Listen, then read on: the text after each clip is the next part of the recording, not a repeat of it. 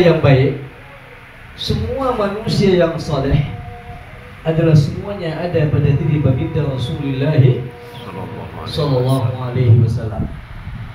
Kalau kita ini mungkin sebagian ada sifat-sifat yang ada pada diri kita yang menonjol, tapi tidak menutup kemungkinan ada sifat-sifat yang lain yang kurang menonjol.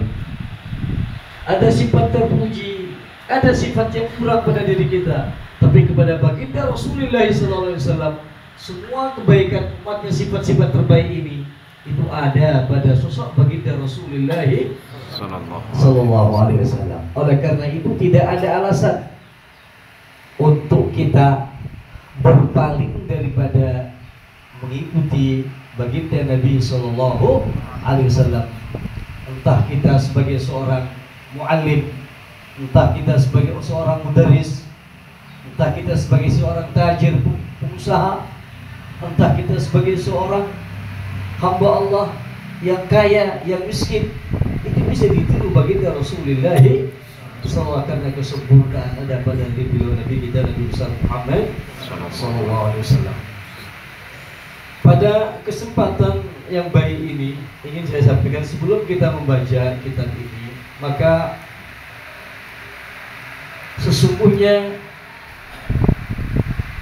min a'zami huquqin Nabi sallallahu alaihi wasallam alaina, termasuk bagian daripada hak-hak Nabi sallallahu alaihi wasallam yang paling besar yang ada kewajiban kita terhadap beliau adalah sudah pasti al-iman bihi, sudah kita beriman kepada baginda Nabi sallallahu alaihi wasallam.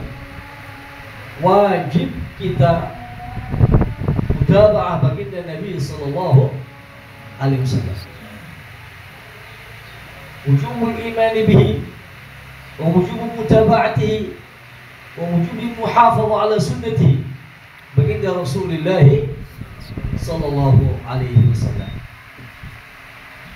Maka berbahagialah kepada kita, insyaallah mudah-mudahan bagian daripada sifat Nabi mudah-mudahan ada pada diri kita, mudah-mudahan, yaitu sifat di antara nilai muallim Al-Quran, orang yang senantiasa mengajarkan Al-Quran.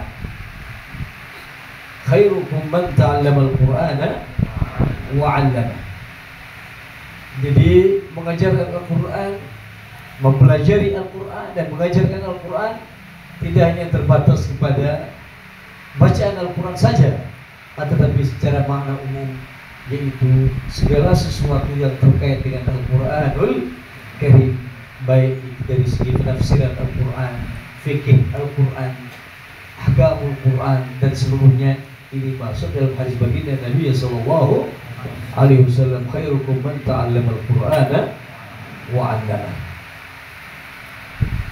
Rasulullah sallallahu alaihi wasallam yang kita sama-sama maklumi bahwa keimanan kita pun tidak akan bisa sempurna kalau kita tidak mencintai beliau melebihi daripada segala-galanya. La yu'minu ahadukum hatta akuna ahabba ilaihi min waladihi wa walidihi wa nasi ajma'in. Tidak sempurna akan keimanan seseorang atau salah seorang kalian sehingga aku lebih dicintainya daripada anaknya, orang tuanya, wa nasi ajma'in, dan seluruh manusia. Kita akan sering dihadapkan dalam masalah kecintaan kita kepada Nabi ini dengan kondisi keadaan kita yang sering sekali dalam kehidupan sehari-hari kita. Sebagai contoh kecil, harta, semua kita cintakan harta. Semua kita mencintai harta kita. Tidak ada yang tidak. Tatkala kita dihadapkan nanti kecintaan kepada harta kita, katakanlah sebab bahasa mudahnya tabungan kita lah, katakan kita nabung, ya. Saya tahu ini semuanya punya tabungan ini. Ibu-ibu juga, ya. Yang di sebelah juga ada tabungan. Ya ada, ada. Secara ini, insya Allah punya tabungan. Ya. Tapi tatkala kita dihadapkan dihadapkan di hadapan kecintaan kita kepada baginda Rasulullah sallallahu alaihi wasallam, cinta kita kepada Allah, cinta kepada Rasul, terutama sekali ketika datang waktu korban. Waktu apa? Korban. Idul Adha. Idul Adha.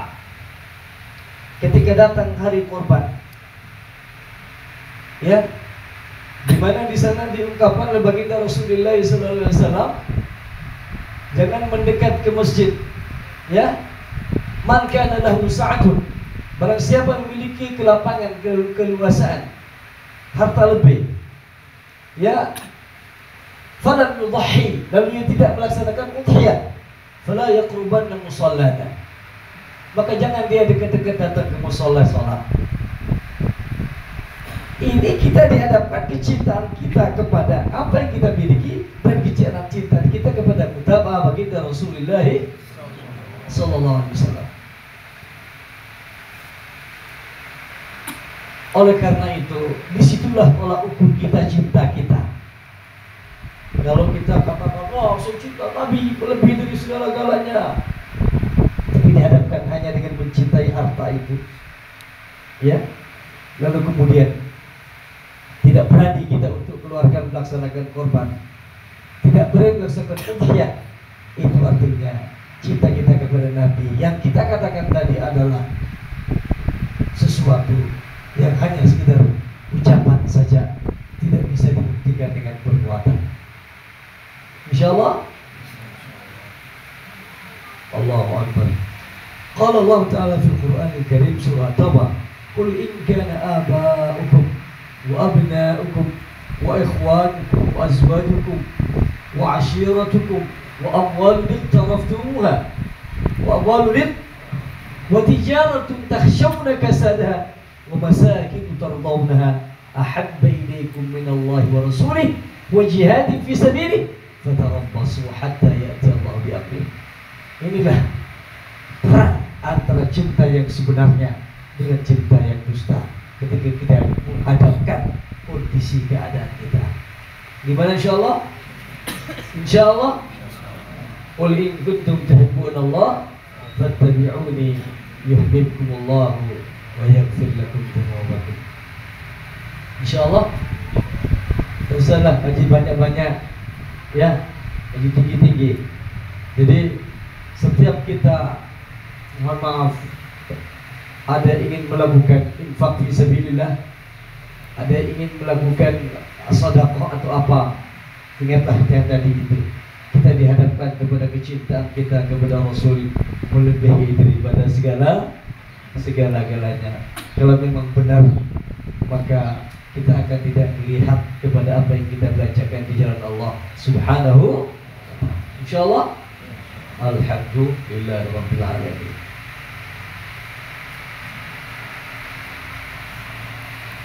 Selanjutnya insyaallah kita akan, silakan dibaca faedah, ya.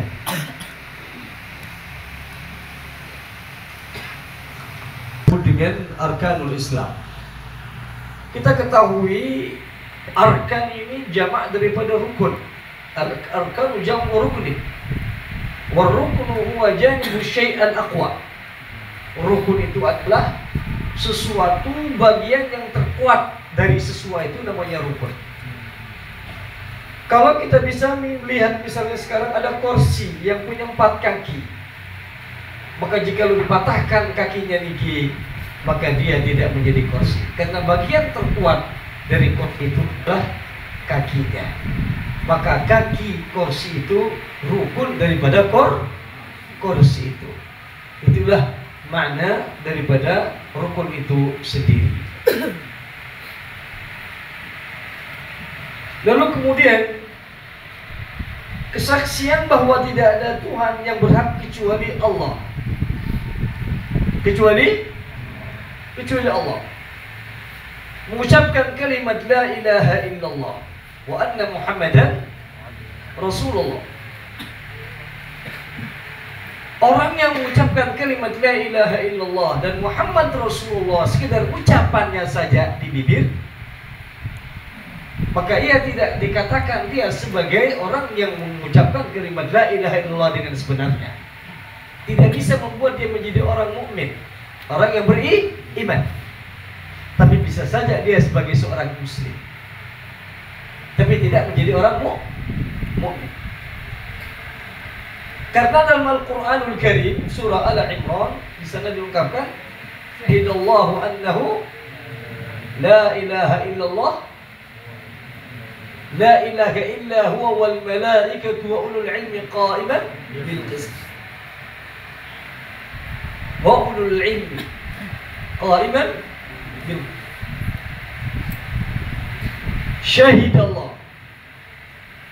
Jadi la ilaha illallah ini sesuai dengan hadis Nabi sallallahu alaihi wasallam, man qala la ilaha illallah khalisan min qalbi dakhala jannah. Barang siapa mengucapkan la ilaha illallah khalisan min qalbihi, nah ikhlasnya ini adalah syurutnya la ilaha illallah. Fa'lam annahu la ilaha illallah. Fa'lam annahu la ilaha, harus difahami. La ilaha nafi, illallah itsbat. Difahami, tidak ada Tuhan yang berhak disembah kecuali Allah. Oleh karena itu para ulama mengatakan syurutu la ilaha illallah al-ilmu. Al-ilmu satu, wal yaqin. Yang kedua ya, yakin, wal ikhlas. Ketiga ikhlas, was-sidqu. Yang keempat sidq, wal mahabbatu. Yang kelima adalah mahabbah, wal inqiyadu laha, patuh tunduk kepadanya, wal qabul, dan menerima. Yang terakhir wal kufru bima yu'badu min dunillah kainan man kana. Jadi mengingkari segala sesuatu yang disembah selain daripada Allah, siapapun dia, apapun dia. Ini adalah syurutu la ilaha illallah. Jika ini ada, barulah masuk tadi man qala la ilaha illallah khalisan min qalbihi dakhala jannah. Kemudian wa anna Muhammadar Rasulullah. Kesaksian kita bahwa Muhammad adalah Rasulullah yastalzimu ta'atahu fima amar. Yastalzimu ta'atahu fima amar. Jadi menuntut kita taat kepadanya terhadap apa yang dia perintah. Wa tasdiquhu fima akhbar. Membenarkan terhadap apa yang diberitakan oleh baginda Nabi sallallahu alaihi wasallam. Wajtinabu ma naha anhu wa zajar. Jadi menjauhi apa yang dilarang oleh baginda Rasulullah sallallahu alaihi wasallam. Itulah kesaksian kita wa anna Muhammadan Rasulullah. Wa anna Muhammadan Rasulullah. Wa tuqimas salah, mendirikan salat. Iqamatuha artinya melaksanakan salat itu fi waktiha, dan dengan menyempurnakan syarat-syarat dan rukunnya, dan kekhusyuan di dalam salat itu sendiri. Khusyuk di dalam melaksanakan salat. Kekhusyuan kita di dalam salat ini sangat menentukan tinggi dan rendahnya ibadah yang kita lakukan. Seorang salat dua orang, ya, yang satu sama rukuk sujudnya tidak ada bedanya, tapi dikatakan antara yang satu dengan yang lain pahalanya bainas sama'i wal ardh, antara bumi dan langit. Jauh perbedaan pahalanya karena yang satu itu khusyuk, yang satu itu tidak ada kekhusyuan. Insyaallah, maka yang diperlukan dalam salat adalah apa? Kekhusyuan di dalam salat. Kekhusyuan di dalam salat. Ya, kalau sudah sama-sama khusyuk, yang paling banyak salatnya. Yang paling banyak salatnya. Pernah ditanya sama seseorang, Salat tarawih mana yang lebih afdal? 8 rakaat atau 20 rakaat? Salah seorang alumni kita dari Aziziyah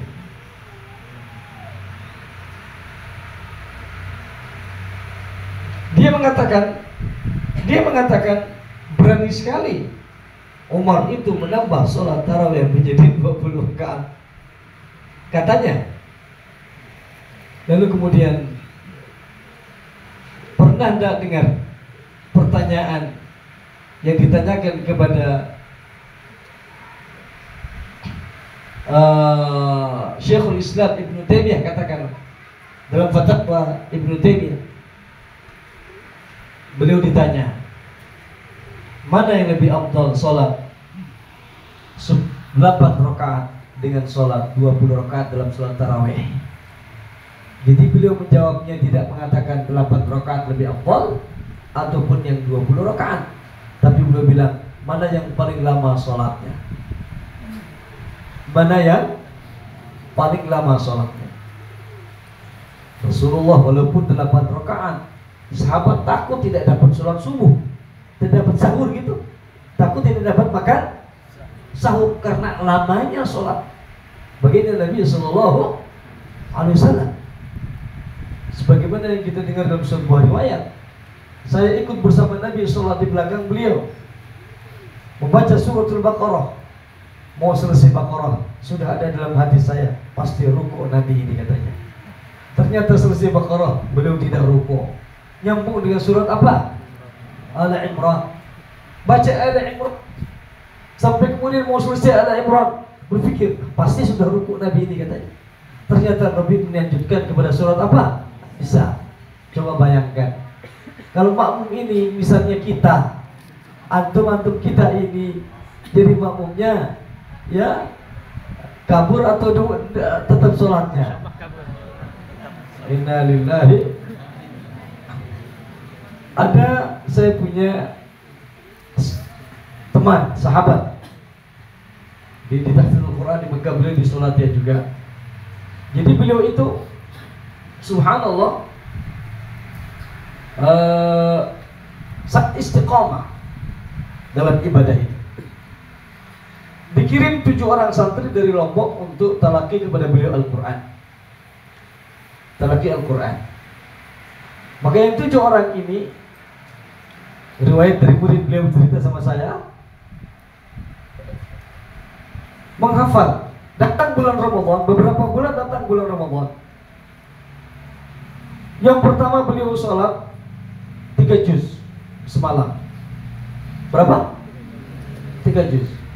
10 hari selesai 30 juznya. Sholat berikutnya 5 juz. Berapa? 5 juz. 5 juznya selesai 30 juznya 6 hari 6 malam. Berikutnya 10 juz. Libur, santri tidak ada kembali lagi. Beliau ukur ibadah khusyuknya ini sesuai dengan beliau sendiri yang baca, penuh dengan kekhusyuan, tidak merasakan akan lelah. Tapi makmum di belakang, murid tahan, ya, jadi tidak ada yang selesai jadinya. Balik ke Lombok, tidak ada kembali lagi ke waktu itu di Malang beliau.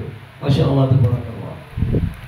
Insya Allah, beliau sangat suka sekali menulis, mensyarahkan Fathul Qarib, disyarahkan dengan hadis. Fathul Qarib didatangkan hadis-hadisnya dengan hadis. Kemudian juga pada suatu ketika beliau melihat ada al-minah al-ilahiyah dalam qiraat as-sab'ah, cara menjamak qiraat sab'ah, karena muallif itu menulisnya waktu itu sampai 7 juzuk ke-7, 2 juzuk tapi sampai 7 juz tidak sampai diteruskan. Maka beliau bilang ini bagus untuk kita teruskan katanya tulisannya. Masya Allah, tabarakallah. Dan beliau dari keluarganya ulama. Insya Allah ya, kalau nama insya Allah kalian insya Allah kenal, tapi tidak usah saya sebutkan. Insya Allah